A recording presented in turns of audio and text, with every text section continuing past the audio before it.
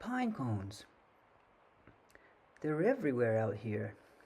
On my forest trails, on the path, under the trees, caught in the long grass at the edge of the clearing. I've used them to start fires. I've moved them out of the way without thinking, but I've always been mesmerized and fascinated by them. A pine cone is not just a seed container, it is one of the most sophisticated moisture responsive mechanisms ever produced by the natural world. A shape shifting, self regulating, energy free system that does something engineers have been trying to replicate for decades. Here's what a pine cone actually does. When the air is dry, when conditions are right for seeds to disperse and travel on the wind, the scales of a pine cone open outward. They sply away from the central core, creating gaps through which the seeds can escape and be carried away. When the air is wet, when rain is falling or humidity is high, in fact, rain is falling right now. I don't know if you can hear it on my tin roof. Conditions in which a falling seed would simply be washed into the ground rather than carried, the scales close. They press back together, sealing the cone, protecting the seeds inside until conditions improve again. Open, closed, open, closed. In response to moisture alone, with no brain, no sensor, no signal, no energy expenditure of any kind, just the cone and the air around it and physics. So, how does it actually work? Because this is where it moves from interesting to extraordinary. The pine cone scale is made of two layers of plant tissue bonded together. And here is the crucial detail. Those two layers have different responses to moisture. When water is absorbed, one layer swells significantly. The other barely changes at all. When you bond two materials with different expansion rates together and then expose them to a stimulus that causes one to expand and not the other, the composite bends, it curves, it moves. This is called a bi-layer system, or in engineering terms as bimetallic strip analogy. The same principle used in old-fashioned thermostats, where two metals with different thermal expansion rates were bonded together and would bend as temperature changed, opening or closing a circuit. The pine cone does this with moisture instead of heat, and it does it with plant cells instead of metal, passively, reversibly, indefinitely. The same cone can open and close thousands of times across its lifespan without the mechanism degrading. No hinge, no spring, no actuator. Just two layers of cellulose with different swelling properties, and the result is precise, repeatable, responsive movement. My ADHD labeled brain lit up when I understood this property for the first time, because the solution is so simple that it feels obvious in retrospect. And yet, it took us millions of years of evolution to arrive at it, and decades of human engineering to notice it and understand what we were looking at. Now, what are we doing with this? Quite a lot, as it turns out. And the applications are coming from directions you might not expect. The most immediate and perhaps most impactful application is in architecture, specifically in building ventilation and facade design. A building needs to breathe. In warm weather, it needs to release heat and allow airflow. In cold or wet weather, it needs to retain warmth and exclude moisture. Conventionally, this is managed either by mechanical systems, fans, dampers, actuator controlled by sensors and electronics, or simply by fixed openings that do neither job particularly well. Researchers at the Institute of Computational Design in Stuttgart, Germany, have been developing building facade panels that work on the pine cone principle. Panels made from bi-layer composite materials, typically wood veneer bonded to a backing with different moisture response characteristics that open their louvers in dry,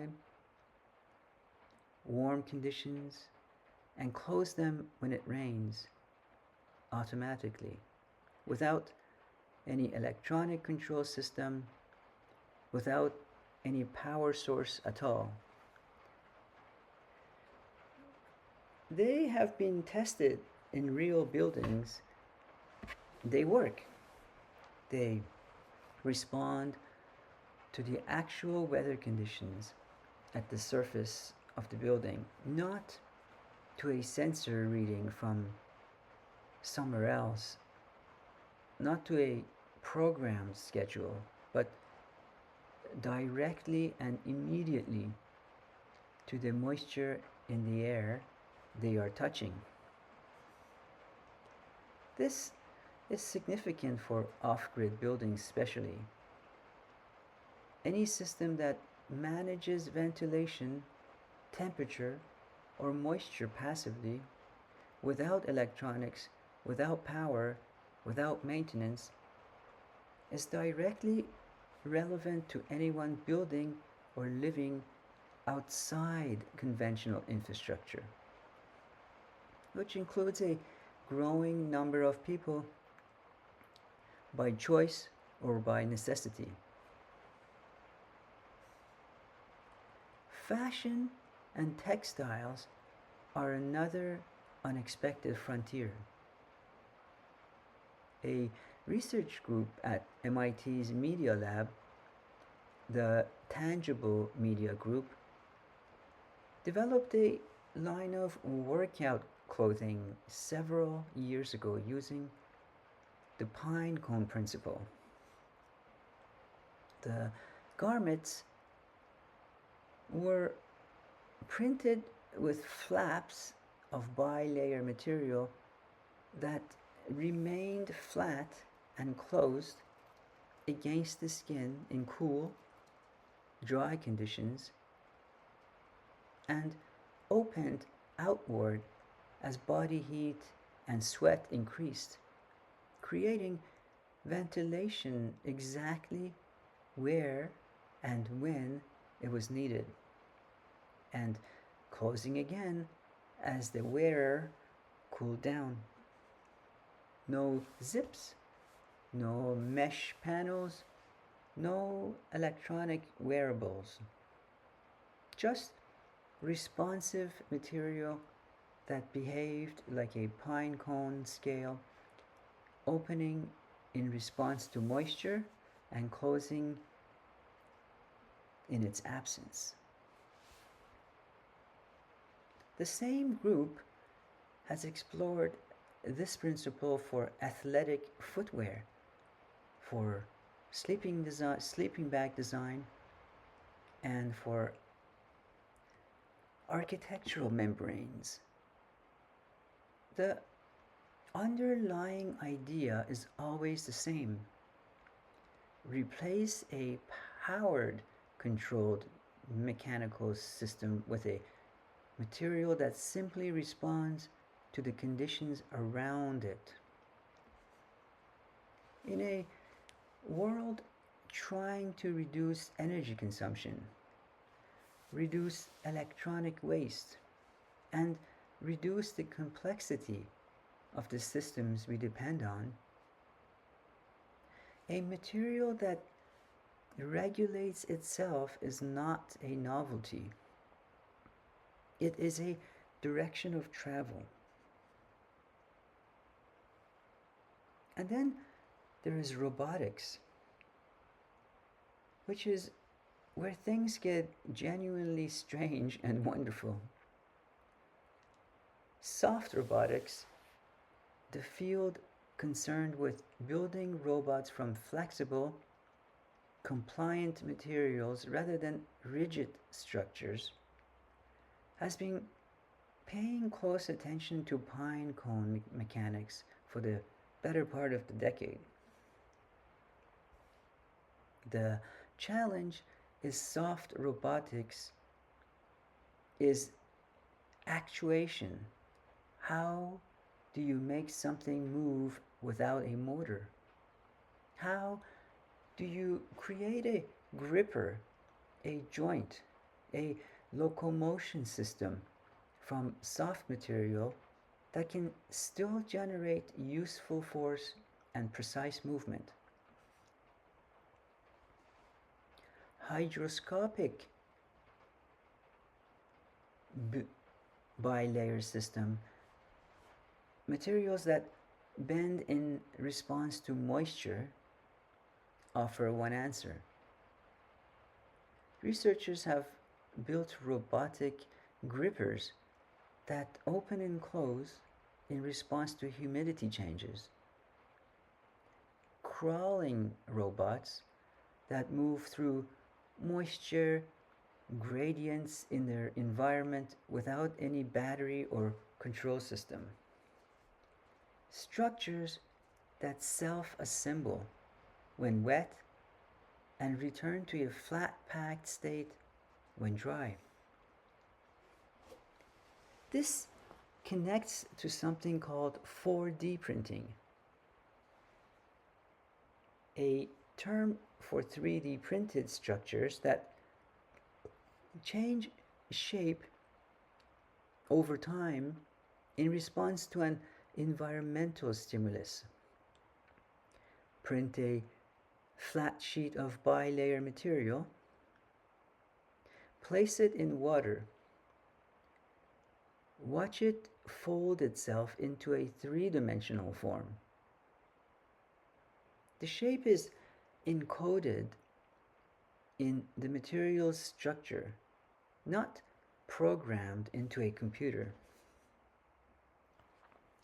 Researchers at Harvard Weiss Institute have printed structures that fold themselves into complex three-dimensional geometrics inspired directly by the pine cone, using nothing more than water as the trigger. The implications for flat pack manufacturing, for medical implants that self deploy inside the body, for structures that assemble themselves in environments inaccessible to humans, are profound. And it all traces back to a mechanism that has been sitting on the forest floor for millions of years. I want to say something about scale here, about what it means that the pine cone principle is showing up simultaneously in architecture, fashion, robotics, and medicine. It is not a coincidence. It is what happens when you find a genuinely good solution. A solution so well fitted to a fundamental problem. How do you create responsive movement without energy input that once you see it clearly, you find applications for it everywhere you look? This is one of those things I found most compelling about biomimicry as a field. It is not about copying nature for the sake of it. It is not sentimentally or romanticism about the natural world, though I'll admit I have some of that too in abundance living out here.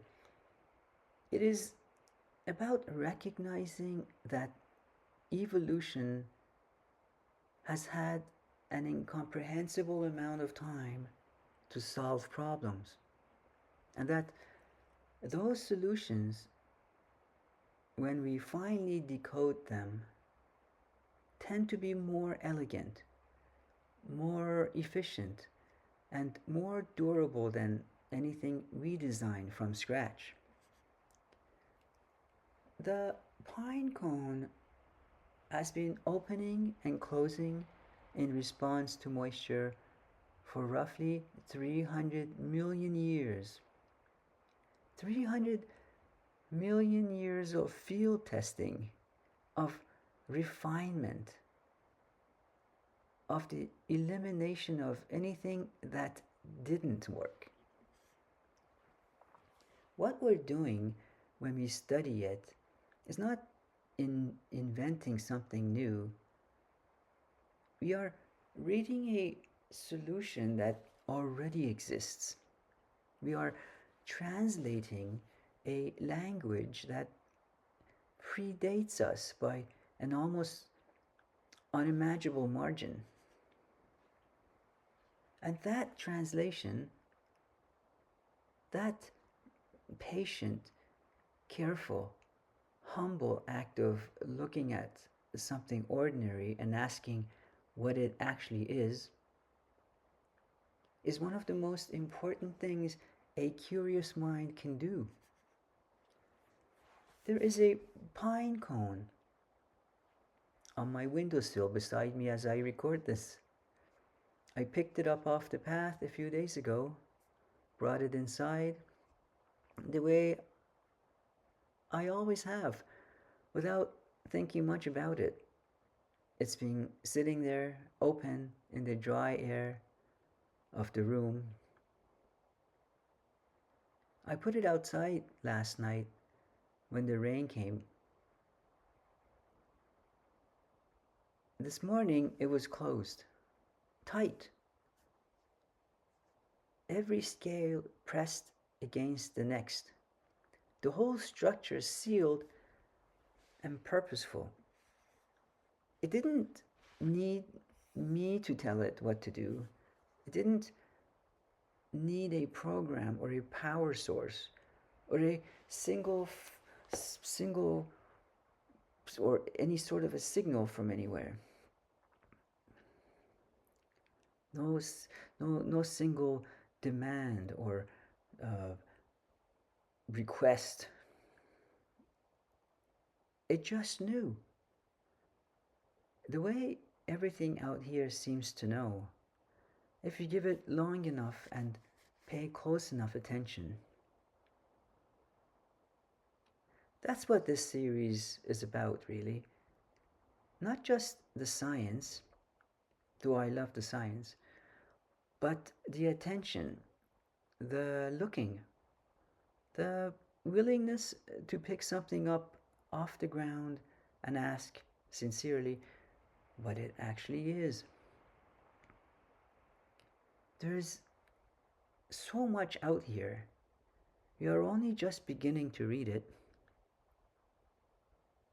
Let me know if you have any comments or suggestions for a future episode. Thanks for joining me at my off grid, humble homestead in the forest. If you liked this episode, you know what to do, and I thank you.